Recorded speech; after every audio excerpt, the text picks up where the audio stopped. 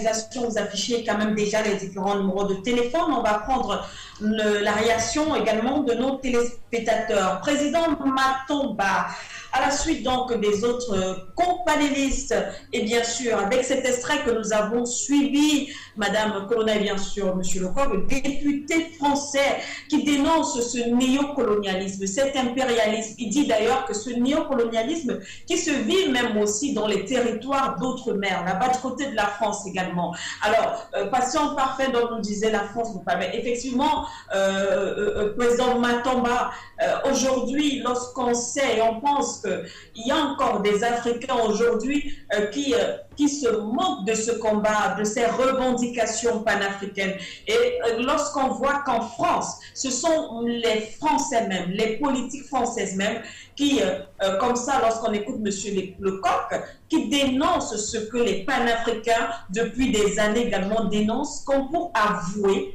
ce projet impérialiste de la France en Afrique. Mais Madame Siké, il faut comprendre que la France fait partie, si vous voulez, dans le monde entier, d'un des pays qui a ce qu'on appelle une communication, une meilleure communication. Ça, il ne faut pas le négliger. C'est-à-dire que nous pouvons tout reprocher à la France, mais nous ne devons pas négliger le fait qu'en matière de communication, la France fait partie, n'est-ce pas, dans le monde des leaders. Ça veut dire quoi ce que je suis en train de dire? Ça veut dire que même le peuple français est sous-informé, n'est-ce pas, des réalités que traversent les peuples africains. Parce que lorsque vous allez prendre d'abord au niveau des études en France, qu'est-ce qu'on dit de l'Afrique aux étudiants, aux élèves, aux apprenants? Qu'est-ce qu'on dit de l'Afrique? En fait, on leur présente l'Afrique comme une brousse, un endroit où on fait de la chasse, de la cueillette, un endroit où les animaux vivent, et pas plus. Alors, vous allez voir que quand vous entendez un Éric Zemmour parler des Africains, prendre une posture et voir des Français qui applaudissent, en réalité, ces Français-là qui applaudissent Éric Zemmour, ce sont des gens qui n'ont aucune notion réelle de ce que c'est que l'Afrique et ce que l'Afrique représente dans le monde géopolitique et même géoéconomique, ce que l'Afrique apporte à la France. Mais vous avez donc certains qui réussissent à s'informer. Parce que lorsque je parle d'information, Madame Siké, en France, oui, les Français ne regardent pas France 24, je suis désolé de vous le dire. Ce n'est pas des chaînes qui regardent. France 24, c'est une chaîne construite pour l'Afrique. Les Français sont sur France 2, sont sur TF1, ils sont sur plusieurs chaînes. Ils ne parlent pas des problèmes de l'Afrique ou de l'Afrique. D'ailleurs, c'est de bonnes guerres qui parlent de leurs problèmes. Comme nous, désormais, nous parlons de nos problèmes aussi. Alors, ils ont construit des médias qui, eux, sont là uniquement pour travailler et informer les Africains. Une information qui n'est toujours pas juste. Quand vous avez dans la position des messieurs comme Jean-Paul Lecoq aujourd'hui et de plusieurs autres Français, ils commencent à s'informer par d'autres canaux. Ils comprennent la réalité des Africains et ils comprennent ce que les Africains vivent et ils comprennent que la politique française menée depuis toujours en Afrique est une mauvaise politique et qui n'aide ni les Africains mais qui aide tous ces Français. Vous avez dans ces qui ont quand même un peu d'humanisme en eux. Et nous devons reconnaître cela à Jean-Paul Lecoq. Voir que comment la façon d'exprimer, de dire ce qu'il pense, de dire ce... Et il ne faut jamais perdre de vue qu'un député est un représentant du peuple. Quand il parle, ça veut dire que derrière lui, ce sont des milliers de personnes qui ont accepté, qui lui ont donné mandat de parler en leur nom.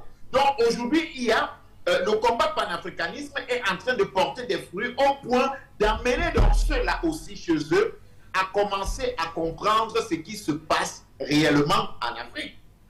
Quand vous avez la réponse de Colonna qui vient vous dire que les universités françaises sont attractives, mon Dieu, on peut être attractif sans avoir du contenu. Ça, au moins, vous le savez.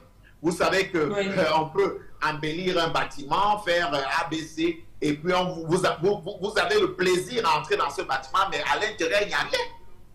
Donc, ils ont travaillé sur l'attractivité de leurs établissements. Et nous, tout bêtes comme nous sommes, excusez-moi du terme, peu intelligents que nous sommes, nous prenons tous nos enfants, nous envoyons dans leurs écoles, nous envoyons dans leurs universités, parce qu'ils ont, eux, ils ont travaillé sur l'attractivité, pas sur la qualité. pas sur la qualité de l'enseignement qu'ici, à notre environnement en Afrique, mais ils ont travaillé sur la qualité de l'enseignement qu'ici, à leur environnement à eux. Ils ont travaillé sur des modèles comment je vais dire, de lobotisation, n'est-ce pas, des Africains pour leur propre système. Donc voilà, si vous voulez. Et lorsque ces députés parlent même des territoires d'outre-mer, ils ont sérieusement besoin d'aide. Et donc la France, et puis elle vient avancer des chiffres. Qui ne sait pas que la France est super endettée à plus de 112% de son PIB, plus de 3 000 milliards, n'est-ce pas, d'euros de dette. Et la France, c'est cette France-là qui, n'est-ce pas, dans sa réponse, une réponse avec beaucoup d'orgueil et de condescendance, dit, bon, on traite égal en Afrique, nous apportons les aides, mais attention, de qui se moque-t-on? De qui, elle se moque de qui, là?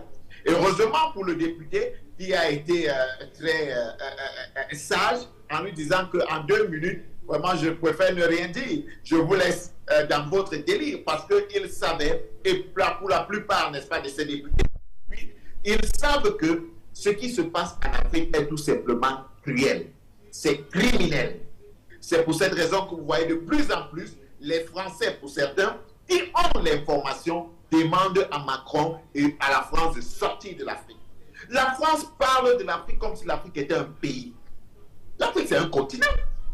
L'Afrique, ce n'est pas un pays.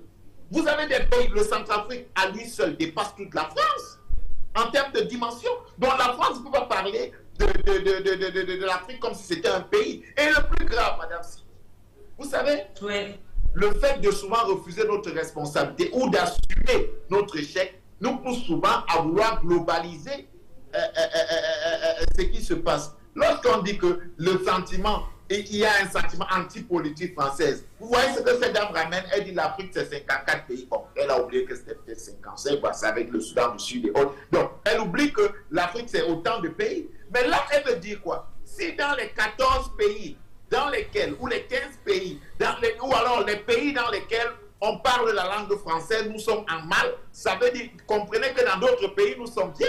En fait, elle refuse d'assumer l'échec. La France refuse d'assumer l'échec en essayant de globaliser ses rapports avec d'autres pays. Dieu seul sait comment ça se passe ailleurs. Dieu seul sait comment ça se passe ailleurs. La vérité, c'est qu'elle n'a pas la même relation avec les pays francophones ou les pays appartenant au franc CFA que d'autres pays. Elle n'a pas les mêmes rapports. Ce sont ces pays-là, ces pays dans lesquels le CFA est utilisé, qui demandent à la France de partir. Ils veulent rompre les relations, n'est-ce pas, avec la France. Donc, elle ne peut pas vouloir globaliser au lieu d'accepter que la politique française en Afrique est un échec. Ah, c'est fini le moment où c'est la France qui venait mettre des dirigeants en Afrique. C'est fini le moment où c'est la France qui disait, dans votre économie, voici ce que vous devez prendre en priorité.